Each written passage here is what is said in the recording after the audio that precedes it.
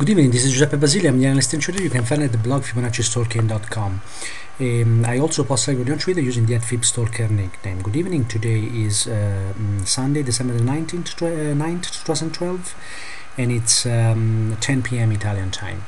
This is a weekly review of the euro-dollar FX continuous contract, and this is part of my weekly Sunday newsletter, free newsletter I send to my subscribers. So if you want to receive this video, you have to subscribe, and you can go on my website. On the left side you have an image, and you can click on it and subscribe.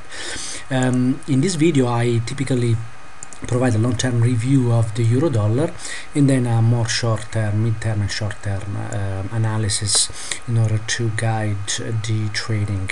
I like to start from the long-term chart because we can see long-term area of support and resistance, which are very important and are regularly respected. And in this pair we can trace, for instance, this retracement, which shows a level of support on the Euro FX continuous contract on the weekly chart at 121.10, and as you can see in December 2010 and then mid 2012, every time price came down to this level, there was a violation of the sequence of measured moves lower, and there was the start of a new move higher.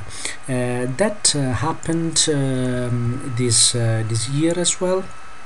We had this long consolidation, but before we got that consolidation, we can see that the sequence of measured move lower, the last one was the one starting in 34.70 area and with a target in 122.80 area, actually was violated. It was violated on the upside, and we can see this clearly here.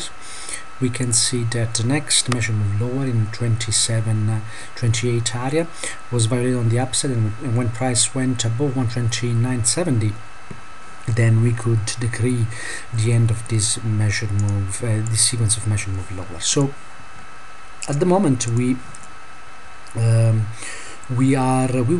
been trading this level of support, 126.70 area, 126.65 area, but I believe this consolidation here is not ended, and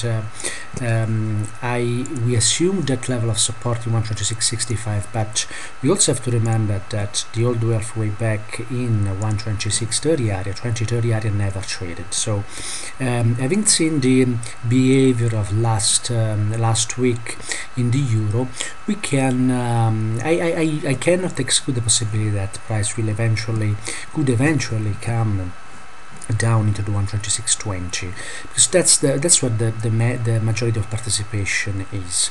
And when the euro start moving higher, it keeps moving in extension longs, as it happened here, or even here, and in this leg higher here. So that's not the behavior we are witnessing at the moment. So this suggests that a possible correction lower is still possible. Doesn't mean that the euro will keep going lower as it is, but we could eventually get a bounce and then a move lower. So let's move to the daily chart in order to show a little bit better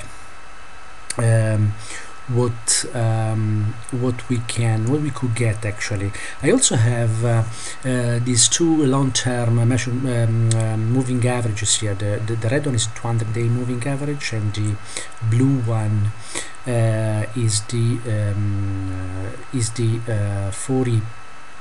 100-day moving average. Why I have these SMAs? I don't choose SMAs, but I believe SMAs can change, at least in the short term, the reaction that program trading can have to price. And we saw this clearly in October, beginning of October and then mid of October. There was this reaction higher to the 200-day moving average, and again this move higher we had based on the trades that we've been following in the last few days, was a reaction also to the 100-day moving average. So it's still possible that price could come back and test the old way of way back, which is a little bit lower into the 126.30 area. So for now I will remove this trace, and I will substitute it with this horizontal line to remind us that we had support in this area.